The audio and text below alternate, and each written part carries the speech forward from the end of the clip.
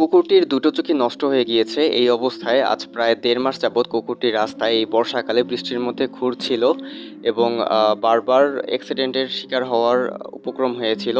লোকজন আমাদেরকে ইনফর্ম করার পরে আমরা অ্যাজ সুন অ্যাজ পসিবল স্পটে যাই এবং বৃষ্টির মধ্যে থেকে কুকুরটিকে তুলে নিয়ে আসি এবং আমাদের টিমের যে ভেট সৈয়দ ইমরান ভাইয়ের সাথে কম্বাইন অপারেশন করে আমরা টিমমেটরা কুকুরটির আই অ্যাম্পুটেশন সাকসেসফুলি ডান করি এবং কুকুরটি আগের থেকে বেটার। ওর দুটো চোখই এখন নষ্ট, সারা জীবনের জন্য অন্ধ হয়ে গেলেও চোখে ইনফেকশন হওয়ার চান্সেস এখন নেই বললেই চলে আলহামদুলিল্লাহ।